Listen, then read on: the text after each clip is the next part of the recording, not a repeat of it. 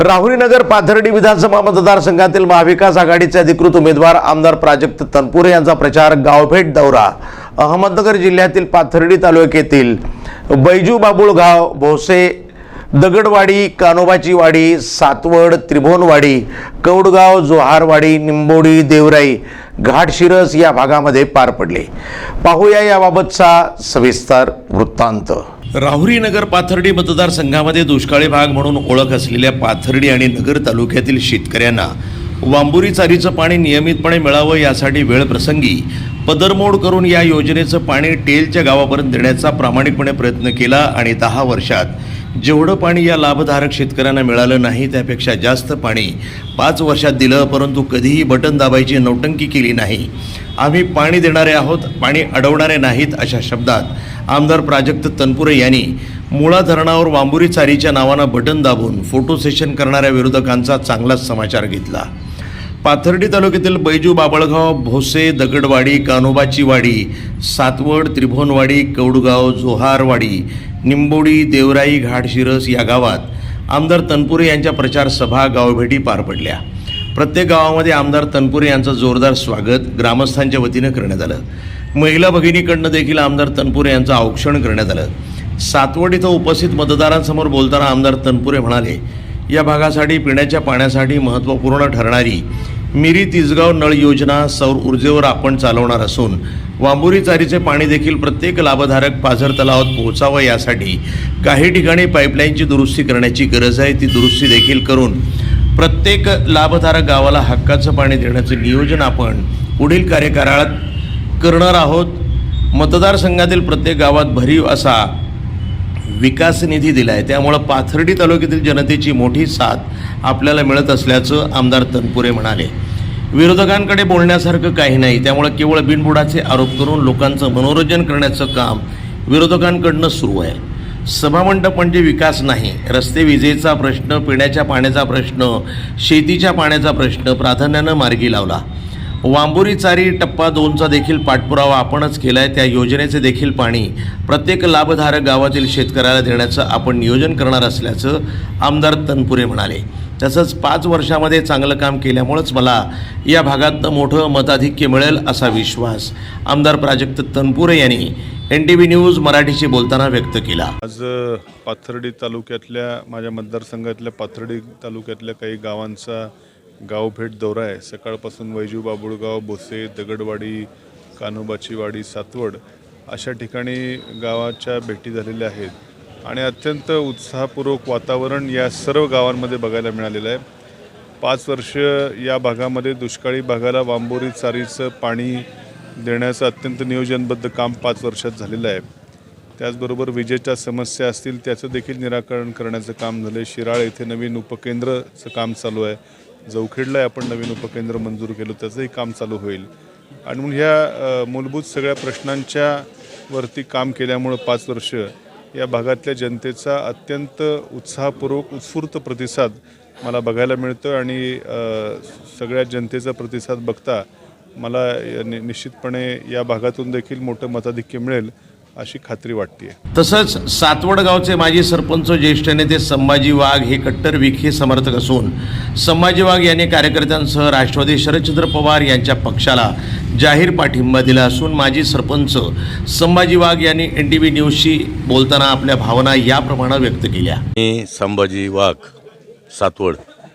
मी आज राष्ट्रवादी शरदचंद्र पवार गटाचे उमेदवार माननीय प्राजक्तदादा तनपुरे यांना पाठिंबा दिलेला आहे निवडणुकीसाठी आणि या मतदारसंघामध्ये ज्या उणिवा आहेत त्या भरून काढण्यासाठी त्यांना तो पाठिंबा व्यक्त केलेला आहे। वांबुरी चारीचा प्रश्न आहे, मायक्रो सिंचनचा प्रश्न आहे, परत दुष्काळावरती ज्या ज्या मुद्द्यावर चर्चा व्हायला पाहिजे होती ती गेल्या याच्या पाठीमागच्या 10 वर्षात झाली नाही। परत जे विकास कामं व्हायला पाहिजे होते ते झाले नाहीत आणि इतर गोष्टीमध्ये ज्या वांबुरी चारीमध्ये डेव्हलप व्हायला पाहिजे होतं, दुरुस्त्या व्हायला पाहिजे होत्या, त्या साध्या दुरुस्त्या पण झाल्या नाहीत। उदाहरणार्थ मडीला पाणी जात नाहीत, भाविक भक्त तिथं 4-5 लाख जमा होतात, परंतु ऐन यात्रेच्या टायमाला तलावात पाणी नसतं। जर सातवडच्या वाघदारवाड्यावरती 6 मीटर खोली केली तर ते पाणी मडीत थेट जाऊ शकतं. भोसे गावाला कवडगावाला पाणी जात नाही. भोसे गावापाशी 6 मीटरनी उंची कमी केली त्या वांबोरी चारीची, तर तिथं ते पाणी जाऊ शकतं. आदरणीय शरद पवार वय 84 वर्षे असतानासुद्धा ह्या राज्यातल्या तरुणासाठी आणि बेरोजगारासाठी लढाई उभा करतात. जी लाडक्या बहिणीसारखी योजना दिली, परंतु मुख्यमंत्र्यांनी सांगितलं मी शेतकऱ्याला वाऱ्यावर सोडणार नाही, परंतु मुख्यमंत्र्यांनी शेतकरी वावळाटीत सोडून दिले. नुसत्या वाऱ्यावर नाही, शेतकऱ्याच्या एकाही पिकाला हमीभाव मिळाला नाही. सोयाबीन असेल, कापूस असेल, तूर असेल, भुईमुग असेल, तेलबिया असतील, ह्या सर्व गोष्टीमध्ये अजिबात कुठल्या प्रकारचं सरकारने प्राधान्य दिलं नाही. त्यामुळं सरकारची पिछेहाट झाली.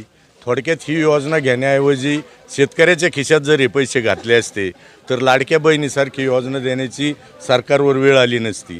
परंतु सवंग लोकप्रियतेसाठी आणि मतासाठी एक प्रलोभन दाखवून वेगळ्या पद्धतीचं राजकारण याच्यामध्ये उभं केलं, ते सर्वात मोठी चुकीची बाब झाली. तरुण बेरोजगार असताना लाडका भाऊ म्हणून जी योजना राबवली ती दादांत खोटी आहे.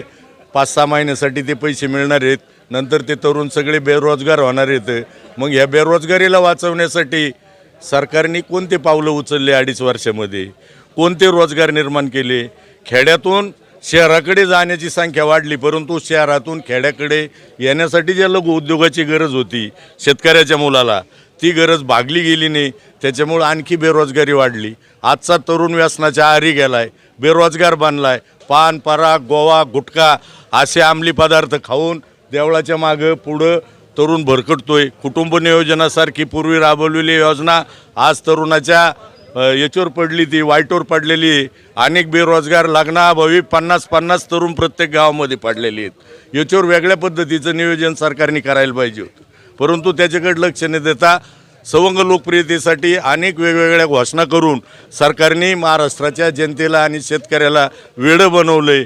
आणि ही जनता हे सर्व काही ओळखून आहे की बुवा आपल्यासाठी नेमका कोण मायेचा पाखर घेऊन आपल्यासाठी येतो. वेळोवेळी पवारसाहेबाचा पक्ष 2दा फुटला, परंतु न डगमगता पवारसाहेबांनी तो पक्ष उभा केला. किल्लारीला भूकंप झाला, कोण धावून गेलं? कोयनेला भूकंप झाला, कोण धावून गेलं? शरद पवाराशिवाय मराठी माणसाला कोणीही न्याय देण्याचा प्रयत्न केला नाही. अशा पद्धतीचं चांगलं वागणं असताना ह्या सरकारने वेगवेगळ्या धाकदपटशा करून अनेक चौकशा लावून सरकारमधली माणसं आमदार फोडले आणि ह्या राज्याचं वाटोळं केलं. ह्या राज्यामध्ये मुख्यमंत्री म्हणून कोणाचं वजन पडलं नाही. मुख्यमंत्री हे वेगळ्या पद्धतीने पुढं बोलायचे, मागून प्राउटिंग केलं जात होतं.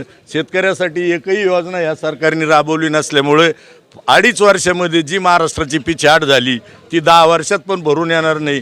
म्हणून या राज्यातली जनता, ह्या राज्यातला तरुण, ह्या राज्यातला बेरोजगार आणि ह्या राज्यातला शेतकरी, महाराष्ट्रामध्ये शेतकरी हा कुटुंब प्रमुख असतो आणि पुरुषप्रधान संस्कृती असल्यामुळे लाडक्या बहिणीच्या योजनेचा कुठेही इफेक्ट होणार नाही. आदरणीय शरद पवाराचा स्ट्राईक रेट इतका जादा राहणार आहे की आत्ता 85 लोक उभा केलेत, त्यापैकी 75 लोक निवडून येणार आहेत. आणि त्यामध्ये जयवंतराव पाटील हे या राज्याचे मुख्यमंत्री झाल्याशिवाय राहणार नाहीत.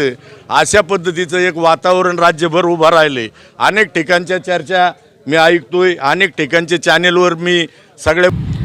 तसंच या प्रचार गावभेट दौऱ्याप्रसंगी शिवसेना उपजिल्हाप्रमुख रफिक शेख, काँग्रेसचे युवा नेते प्रकाश शेलार, अमोल वाघ, सरपंच राजेंद्र पाठक, विलास टेमकर, भीमराज सोनावणे, युवा नेते अशोक टेमकर, पुंडलिक मचेसर, नामदेव नरवडे, महादेव महाराज वांडेकर, संदीप साळवे, जालिंदर वामन, बंटी अकोलकर, मारुती क्षेत्रे, एकनाथ सरोदे, संभाजी सरोदे, विक्रम वाघ, शंकर वाघ, संभाजी पाठक, बबनराव सरोदे, सरपंच शिवनारायण ससे, प्रकाश जगदाळे यांच्यासह कार्यकर्ते आणि ग्रामस्थ मोठ्या संख्येनं उपस्थित होते.